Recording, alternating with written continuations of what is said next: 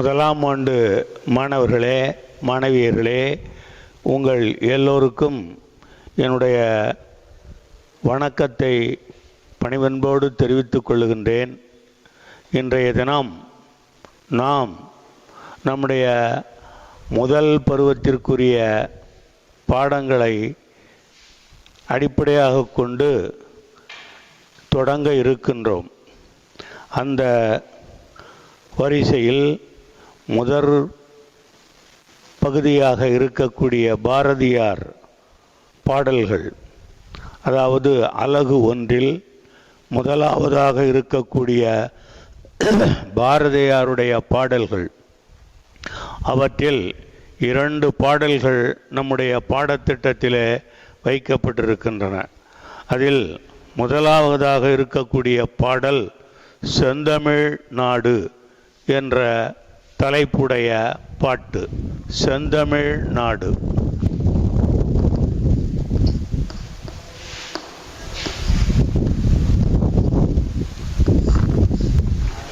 இந்த தலைப்பிலே வரக்கூடிய பாட்டு என்ன கருத்தினை நமக்கு தெரிவிக்கின்றது என்பதை நாம் பார்க்க வேண்டும்.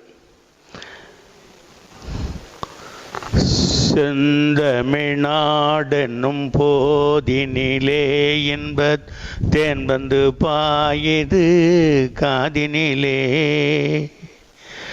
செந்தமிழ்நாடென்னும் போதினிலே இன்பத் தேன் வந்து பாயுது காதினிலே. எங்கள் தந்தையர் நாடென்ற பேச்சினிலே ஒரு சக்தி பிறக்குது மூச்சினிலே. வேதம் நிறைந்த தமிழ்நாடு, உயர் வீரம் செறிந்த தமிழ்நாடு. வேதம் செறிந்த வேதம் நிறைந்த தமிழ்நாடு, உயர் வீரம் செறிந்த தமிழ்நாடு. நல்ல காதல் புரியும் அறம்பயர் போலிளம் கன்னியர் சூழ்ந்த தமிழ்நாடு. செந்தமிழ்நாடென்னும் போதினிலே என்ப தேன் வந்து பாயுது காதினிலே.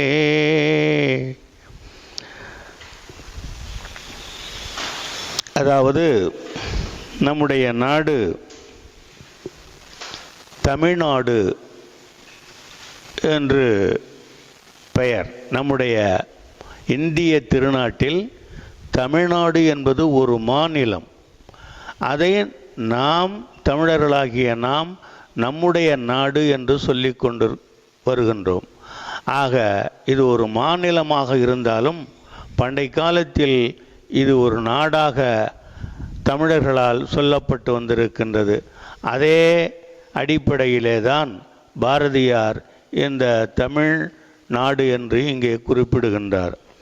அந்த தமிழ்நாடு என்பது ஒரு சிறப்புக்குரிய பழமை வாய்ந்த ஒரு நாடு. அதாவது இங்கே பேசக்கூடிய மொழி, இங்கு வாழக்கூடிய மக்கள் பேசுகின்ற மொழி தமிழ் மொழி. இந்த தமிழ்நாடு என்பது இங்கே பேசக்கூடிய மக்கள் பண்டை காலத்திலிருந்து தமிழ்நாடு என்று சொல்லி கொண்டு வருகின்றார்கள். அதே முறையைத்தான் பாரதியாரும் தன்னுடைய பாடலில் தமிழ் மாநிலத்தை தமிழ்நாடு என்று குறிப்பிடுகின்றார். இந்த தமிழ்நாடு என்பது பண்டை காலத்திலிருந்து உலக வரைபடத்தில் மிக முதன்மை பெற்ற ஒரு நாடு, ஒரு பகுதி, ஒரு தரைப்பகுதி. அதாவது உலகில் முதலாக மாந்தன் தோன்றிய இடம் தமிழ்நாடு என்றுதான் ஆந்த்ரோபோலாஜி என்று சொல்லக்கூடிய ஆராய்ச்சியாளர்கள் சொல்லி வருகின்றார்கள். ஆகையினாலே இது பண்டை காலத்திலிருந்து சிறப்பு பெற்ற காரணத்தால் இது பெருமைக்குரிய ஒரு செய்தியாக கருதப்படுகிறது. ஆகையினால்தான் பாரதியார் இந்த தமிழ்நாடு என்று சொல்லுகின்ற போது இன்ப தேன் வந்து பாயுது காதினிலே என்று குறிப்பிடுகின்றார். தமிழ்நாடு என்று சொல்லுகின்ற அந்த வார்த்தையானது காதிலே வந்து விழுகின்ற போது இன்பம் தரக்கூடிய தேன் வந்து பாய்ந்து மகிழ்ச்சி தருவது போல தோன்றுகிறது என்று குறிப்பிடுகின்றார். இது தாய்நாடு என்று ஒரு நாட்டை மனிதகுலத்திற்கு தாங்கள் வாழுகின்ற இடத்தை தாய்நாடு என்று தான் குறிப்பிடுவோம். ஆனால் இது எங்கள் தந்தையர் நாடு, எங்கள் முன்னோர்களாகிய தந்தையர்கள் வாழ்ந்த நாடு என்று சொல்லுவதிலேயும் பெருமை உண்டு என்று எங்கள் தந்தையர் நாடென்ற போதினிலே ஒரு சக்தி பிறக்குது சொல்லுகின்ற எங்களுடைய மூச்சினிலே என்று குறிப்பிடுவது ஒரு பெருமைக்குரிய செய்தியாகும். ஆகையினால் இந்த தமிழ்நாடு வேதங்கள் நிறைந்த நாடு. ருக்கு யஜூர் சாமம் அதர்வணம் என்று சொல்லப்பட்ட வேதங்கள் 4 இருக்கின்றனவே. இந்த வேதங்கள் வடமொழி என்று சொல்லக்கூடிய சமஸ்கிருதத்தில்தான் இருக்கிறது, அது அங்கேதான் எழுதப்பட்டது என்று நினைக்காதீர்கள். அந்த வேதத்தை எழுதியவர்கள், வேதத்தை கற்றவர்கள் தமிழர்கள் என்று பாரதி குறிப்பிடுகின்றார். ஆக வேதம் நிறைந்த தமிழ்நாடு உயர் வீரம் செறிந்த தமிழ்நாடு, வீரத்திற்கு பெயர் போன தமிழ்நாடு. வீரத்தை பற்றி நம்முடைய இலக்கியங்களில் புறநானூறு என்ற ஒரு இலக்கியம் இருக்கிறதே, அதில் நம்முடைய நாட்டு மக்கள் எவ்வளவு வீரம் செறிந்தவர்கள் என்பதற்கு அடையாளமாகிய ஒரு நூல். அதேபோல் பதிற்றுப்பற்று என்று சொல்லக்கூடிய ஒரு இலக்கியம் 100 பாடல்களை அடிப்படையாக கொண்டது. அதிலே முதல் 2ஆம் பத்தும் கடைசி பத்தும் இல்லை என்று சொல்லுகின்றார்கள். இருந்தாலும் கூட இடையிலே உள்ள அந்த பாடல்கள் பேசுகின்ற வீரம், அளவில்லாத வீரத்தை பற்றி பேசுவதனாலே இது வீரம் செறிந்த தமிழ்நாடு என்று பாரதி குறிப்பிடுகின்றான். நல்ல காதல் புரியும் அறம்பெயர் போல் இளம் கன்னியர் சூழ்ந்த தமிழ்நாடு. தேவலோகத்திலே இருக்கக்கூடிய அறம்பெயர் என்று சொல்லக்கூடிய பெண்கள் எப்படி காதல் செய்வதிலே சிறந்தவர்களோ அதுபோன்று தமிழ்நாட்டு பெண்கள் சிறந்தவர்கள் என்று தன்னுடைய பாடலிலே குறிப்பிடுகின்றான். காவிரி தென்பெண்ணை பாலாறு தமிழ் கண்டதோர் வையை பொருணை நதி என மேவிய ஆறு பலவோட திரு மேனி செழித்த தமிழ்நாடு. காவிரி, தென்பெண்ணை, பாலாறு இந்த ஆறுகளெல்லாம் எங்கெங்கே எந்தெந்த பகுதியிலே பாய்ந்து ஓடுகின்றன என்பது உங்கள் எல்லாருக்கும் தெரியும். காவிரி என்பது கர்நாடகத்திலே உற்பத்தியாகி தமிழ்நாட்டிலே சோழ வளநாட்டிலே பாய்ந்து ஓடுகின்ற, தமிழ்நாட்டை நெற்களஞ்சியம் ஆக்கக்கூடிய ஒரு ஆறுதான் இந்த காவேரி. அதே போல தென்பெண்ணை என்று சொல்லக்கூடிய ஒரு ஆறு, அதுவும் கர்நாடக மாநிலத்திலே உற்பத்தியாகித்தான் கிழக்கு நோக்கி ஓடி வந்து வங்கக்கடலிலே கலக்கிறது. அதே போல பாலாறு என்பதும் அந்த கர்நாடக மாநிலத்தில் உற்பத்தியாகி ஆந்திரம் வழியாக ஓடி வந்து நம்முடைய காஞ்சிபுரத்தின் வழியாக சென்று வங்கக்கடலிலே கலக்கக்கூடிய ஒரு நதி.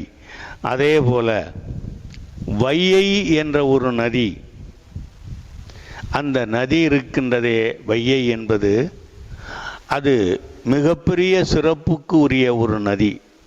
காரணம், மதுரையிலே 3 சங்கங்கள் வைத்து வளர்த்தார்கள் தமிழை பாண்டியர்கள். அந்த பாண்டிய நாட்டின் தலைநகரம் மதுரை. அந்த மதுரை வழியாகத்தான் இந்த வையை என்ற நதி பெருக்கெடுத்து ஓடி வருகிறது. அப்படி தமிழ் சங்கம் கண்ட, தமிழ் வளர்வதற்கு ஆதாரமாக இருந்த ஒரு நதிதான் இந்த வையை நதி. அதனால்தான் தமிழ் கண்டதோர் வையை நதி என்று குறிப்பிடுகின்றார்.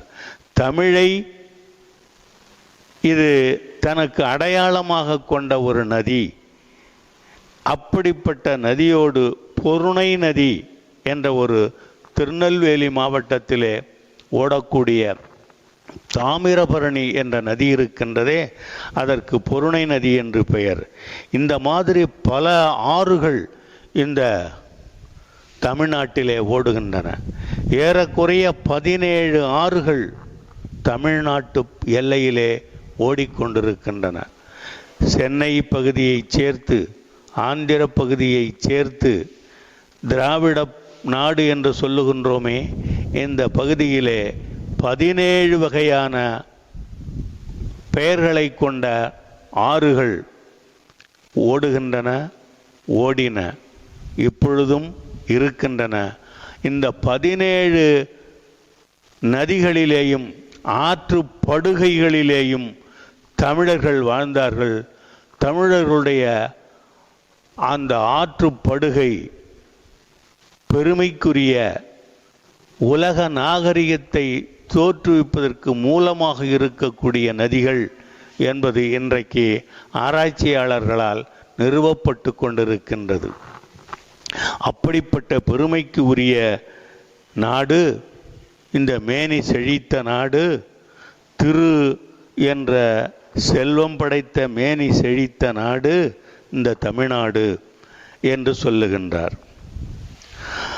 முத்தமிழ் மாமுனி நீள்வரையே நின்று மைம்புற காக்கும் தமிழ்நாடு, செல்வம் எத்தனை உண்டு புவி மீதே அவை யாவும் படைத்த தமிழ்நாடு. முத்தமிழ் மாமுனி 3 தமிழையும் இயல், இசை, நாடகம் என்று சொல்லக்கூடிய 3 தமிழையும் நன்றாக தெரிந்த, அதற்கு இலக்கணத்தை வரைந்த மாமுனி என்று சொல்லக்கூடிய அகத்திய முனிவன் இங்கே நம்முடைய புதிய மலையிலே வாழ்ந்தவன். அந்த அகத்திய முனிவன் அவன் இந்த தமிழ்நாட்டிலே வாழ்ந்து தமிழ் மொழி மேன்மையுறுவதற்கு தன் வாழ்நாளையே அர்ப்பணித்து கொண்ட ஒரு முனிவன். அப்படிப்பட்ட முனிவன் வாழ்ந்த நாடு இந்த தமிழ்நாடு. செல்வம் எத்தனை இந்த பூமி உலகத்தில் இருக்கின்றனவோ அவை யாவும் இந்த தமிழகத்திலே இருக்கின்றன. பூமி உருண்டையிலே மற்ற பகுதிகளிலே இருக்கக்கூடிய செல்வங்கள் எவ்வளவு இருக்கின்றனவோ அத்தனையும் இந்த தமிழ் மண்ணில் இருக்கின்றன. இங்கே இருக்கக்கூடிய செல்வ வளம் குறைவில்லை. குறைவில்லாத செல்வ வளம், கனிம வளம், வேறு விதமான செல்வ வளம். மீனாட்சி ராமசாமி கல்வி நிறுவனங்கள்: மீனாட்சி ராமசாமி பொறியியல் கல்லூரி, மீனாட்சி ராமசாமி பாலிடெக்னிக் கல்லூரி, மீனாட்சி ராமசாமி கலை மற்றும் அறிவியல் கல்லூரி, மீனாட்சி ராமசாமி கல்வியியல் கல்லூரி, மீனாட்சி ராமசாமி ஆசிரியர் பயிற்சி கல்லூரி, மீனாட்சி ராமசாமி BPEd கல்லூரி, MR Catering Technology and Hotel Management Institute, MR Institute of Management, MBA, MCA. காற்றோட்டமான வகுப்பறைகள், பறந்து விரிந்த விளையாட்டு மைதானம், மாணவ மாணவியருக்கு தனித்தனியாக இலவச தங்கும் விடுதி வசதி, தகுதியுடைய SC/ST மாணவர்களுக்கு இலவச கல்வி, அனைத்து ஊர்களுக்கும் பேருந்து வசதி, 100% தேர்ச்சி, 100% வேலை வாய்ப்பு. மீனாட்சி ராமசாமி வித்யாலயா CBSE பள்ளி மத்திய மாநில அரசு அங்கீகாரம் பெற்றது.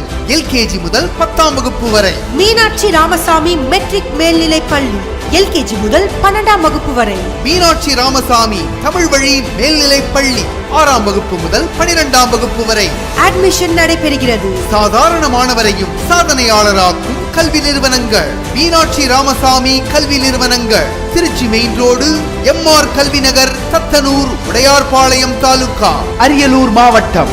செல் 9947131129 9434346046 and 9942. அதாவது செல்வம் என்பது பலவிதமான செல்வம், அதாவது கனிம வளம், வேறு விதமான தானியங்கள், மர வகைகள், காடுகள், நிலவளம், நீர்வளம், இவை மனித வளம், இப்படி எல்லா விதமான வளங்களும் நிறைந்தது இந்த தமிழ்நாடு. அவ்வளவு பெருமைக்குரிய இங்கே செல்வங்கள் சேர்ந்த நாடு தமிழ்நாடு என்று குறிப்பிடுகின்றார். நீலத்திர கடல் ஓரத்திலே நின்று நித்தம் தவம் செய் குமரி எல்லை. நிலத்திரை கடல் ஓரத்திலே நின்று நித்தம் தவம் செய் குமரி எல்லை. வட மாலவன் குன்றம் இவற்றிடையே புகழ் மண்டி கிடக்கும் தமிழ்நாடு.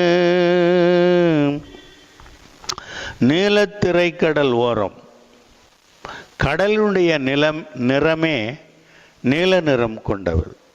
வானத்தினுடைய நிறம் என்னவோ அது அப்படியே கடல் நீரில் பிரதிபலிப்பதனால் அந்த கடல் நிறமும் நீல நிறமாக தோன்றுகிறது. அந்த கடற்கரையிலே நின்று தினந்தோறும் தவம் செய்யக்கூடிய ஞானிகள் நிறைந்த அந்த குமரி எல்லை, குமரி பகுதியாகிய தெற்கு எல்லை இருக்கின்றது. அங்கேயும் வடமாலவன் குன்றம், வடக்கு திசையிலே இருக்கக்கூடிய, அதாவது திருவேங்கடம் என்று சொல்லக்கூடிய மலைப்பகுதி இருக்கின்றதே, அந்த மலையிலே கோயில் கொண்டிருக்கின்றானே மாலவன் என்ற கடவுள், அந்த மலை வரையிலேயும் புகழ் மண்டி கிடக்கும். இந்த வடக்கு திசையிலே இருக்கக்கூடிய திருப்பதி மலை, தெற்கு திசையிலே இருக்கக்கூடிய குமரி எல்லை, கிழக்கிலும் மேற்கிலும் இருக்கக்கூடிய கடல்கள் ஆகிய இவற்றுக்கு இடைப்பட்ட இந்த தமிழ்நாடு இருக்கின்றதே, இது எவ்வளவு பெருமைக்குரியது என்பதை நீங்களெல்லாம் எண்ணி பார்த்து மகிழ்ச்சியடைய வேண்டும் என்று கேட்கின்றார்.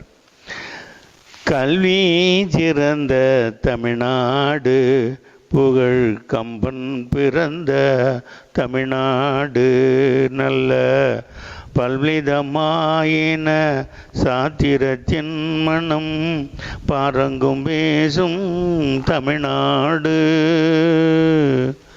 கல்வி சிறந்த தமிழ்நாடு. இந்த தமிழ்நாடு ஆதி காலத்திலிருந்து, பண்டை காலத்திலிருந்து ஏறக்குறைய 4000, 5000, 10,000 ஆண்டுகளுக்கு முன்பிருந்தே கல்வியில் சிறந்த ஒரு நாடு. உலக மொழிகளில் இன்றைக்கு ஏறக்குறைய 7000 மொழிகளுக்கு மேல் உலக மக்களால் பேசப்படுகின்றன. அந்த 7000 மொழிகளிலேயும் ஒரு 6-7 மொழிகள்தான் சிறந்த மொழிகளாக பண்டை காலத்திலிருந்து சொல்லப்படுகின்றன. அதில் கிரேக்கம், லத்தீன், ஹீப்ரு, சமஸ்கிருதம்,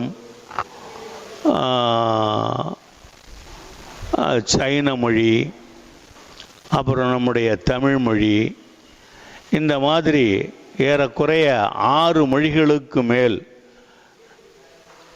உலக மொழிகளில் சிறந்த மொழிகள், சிறந்த செம்மைத்தன்மை உடைய மொழிகள், செம்மொழிகள் என்று பேசப்படுகின்றன. அந்த மொழிகளில்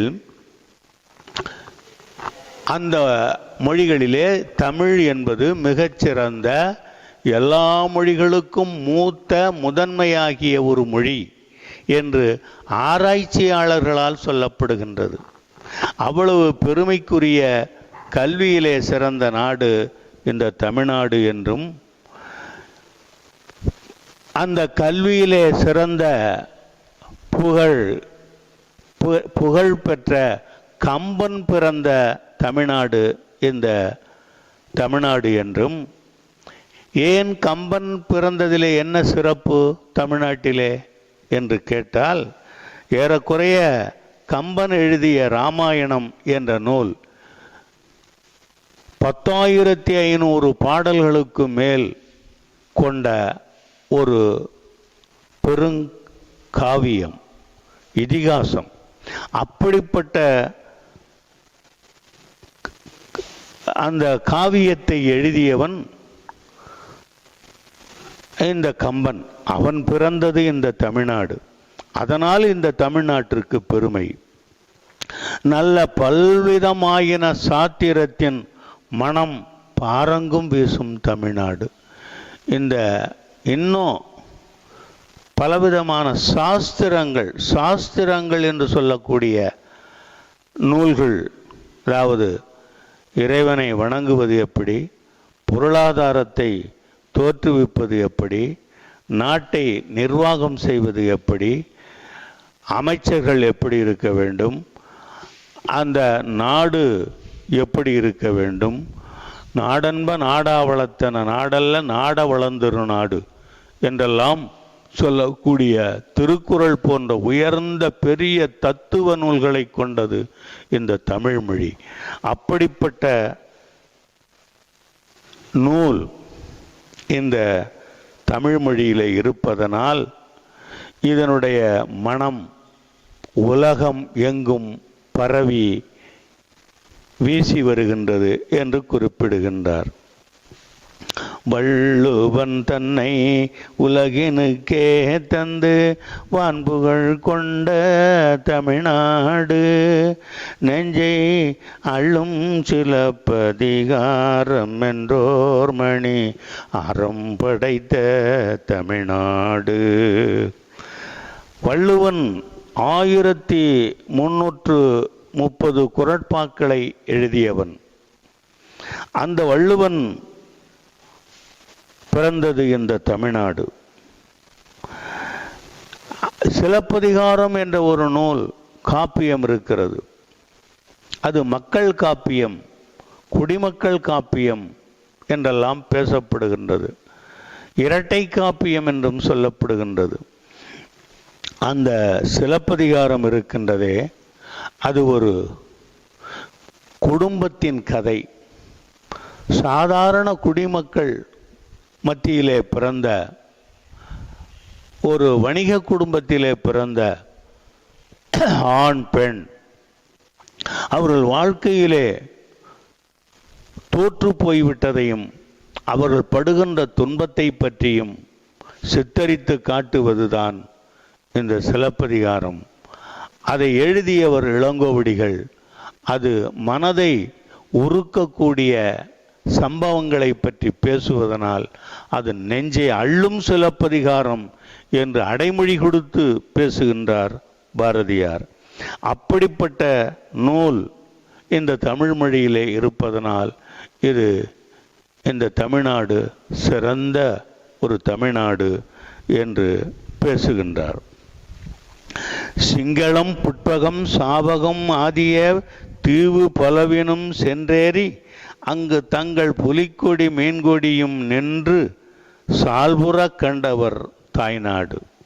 அதாவது சிங்களம் என்று சொல்லக்கூடிய இலங்கை, புட்பகம் என்று சொல்லக்கூடிய நாடு, ஜாவகம் என்று சொல்லக்கூடிய ஜாவா தீவு, இப்படிப்பட்ட பல தீவுகளை, கடலிலே இருக்கக்கூடிய கிழக்கு திசையில் இருக்கக்கூடிய பல தீவுகளுக்கெல்லாம் இங்கே இருந்து தமிழ்நாட்டிலிருந்து அரசர்களும் மக்களும் குடியேறி சென்று அங்கு தங்கள் புலிக்கொடியையும், சோழர்கள் தங்களுக்குரிய புலிக்கொடியையும் மற்றும் பாண்டியர்கள் தங்களுக்குரிய மீனக்கொடியையும் அங்கே நிலைநாட்டி தங்கள் புகழை பரப்பி தங்கள் செல்வாக்கை நிலைநாட்டி அங்கே ஆட்சி புரிந்தார்கள். மக்களையும் அங்கே தங்கச் செய்தார்கள். அப்படிப்பட்ட பெருமைக்குரியவர்கள் பிறந்த நாடு, வாழ்ந்த நாடு இந்த தமிழ்நாடு. விண்ணை இடிக்கும் தலை இமயம் எனும் வெற்பை இடிக்கும் திறனுடையார் சமர் பண்ணி கலிங்கத்து இருள் கெடுத்தார் தமிழ் பார்த்திவர் நின்ற தமிழ்நாடு. விண்ணை இடுக்கும் தலை இமயம், ஆகாயத்தை சென்று தொடுகின்ற அளவிற்கு உயரத்தை உடைய தலை கொடுமுடியினை கொண்ட இமயமலை இருக்கின்றதே, அந்த இமயமலை, அந்த இமயமலையையே தலை உச்சியிலே ஏறி அதனை இடித்து தள்ளக்கூடிய ஆற்றல் படைத்தவர்கள் யார்? நம்முடைய தமிழர்கள். அவர் சமர் பண்ணி கலிங்கத்து இருள் கெடுத்தார். இவர்கள் சமர் பண்ணி போர் செய்து கலிங்க நாட்டிலே சென்று போர் செய்து அந்த கலிங்க நாட்டிலே ஏற்பட்டிருந்த இருள் என்ற அறியாமையை கெடுத்து அதை வளம்பெறச் செய்தார்கள். அப்படிப்பட்ட தமிழ் பார்த்திவர் நின்ற தமிழ் அரசர்கள் வாழ்ந்த தமிழ்நாடு இந்த தமிழ்நாடு. சீனம், மிசிரம், யவனரகம் இன்னும் தேசம் பலவும் புகழ்வீசி கலைஞானம் படைத்தொழில் வாணிபமும் மிக நன்று வளர்த்த தமிழ்நாடு. சீனா இருக்கின்றதே, இந்த சீன தேசம் இப்பொழுது நம்முடைய இந்தியாவை மிரட்டி பார்க்கின்றது. அது ஒரு காலம் நம்மை மிரட்டி பணிய வைக்க முடியாது. அப்படிப்பட்ட சீனா, இன்னும் மிசிரம் என்ற ஒரு நாடு, யவனரகம், யவன தேசம் என்று சொல்லக்கூடிய மேலை நாடுகள், இன்னும் பலவிதமான பெயரை கொண்ட தேசங்கள் எல்லாம் புகழ்வீசி அங்கே நம்முடைய பெருமையை நிலைநாட்டி கலைஞானம், கலைகளிலே நல்ல ஞானம் என்ற அறிவை படைத்தவர்கள் வாணிபம் செய்து மிக நன்று வளர்ந்த தமிழ்நாடு. அங்கே சென்று வாணிபத்தை பெருக்கி அதன் மூலம் வளர்ச்சி அடைந்த நாடு நம்முடைய தமிழ்நாடு. அதற்கு எடுத்துக்காட்டாக இன்றைக்கு கம்போடியா போன்ற நாடுகளிலே நம்முடைய தமிழ்நாட்டிலிருந்து கிபி 48ஆம் ஆண்டு இங்கிருந்து கப்பலில் சென்ற செம்பவளம் என்ற பெண் அந்த கம்போடிய நாட்டு ஒரு அரசனை மணந்து இன்றைக்கும் அங்கே நம்முடைய தமிழ் மக்கள் ஏறக்குறைய 20 விழுக்காட்டிற்கு குறையாமல் இருக்கின்றார்கள் என்று ஆராய்ச்சியாளர்கள் சொல்லுகின்றார்கள். அப்படிப்பட்ட வளம், பலம் ஆகியவற்றை கொண்டவர்கள் தமிழர்கள் என்று பாரதியார் குறிப்பிடுகின்றார். ஆகையினாலே இப்படிப்பட்ட செந்தமிழ் செந்தமிழ்நாடென்னும் போதினிலே என்ப தேன் வந்து பாயுது காதினிலே எங்கள் தந்தையர் நாடென்ற பேச்சினிலே ஒரு சக்தி பிறக்குது மூச்சினிலே. இத்துடன் இந்த பாரதியாருடைய கவிதைகளில் முதலாவதாக இருந்த செந்தமிழ்நாடு என்ற அந்த தலைப்பிலே உள்ள பாடல், அதனுடைய கருத்துக்களை பார்த்தோம்.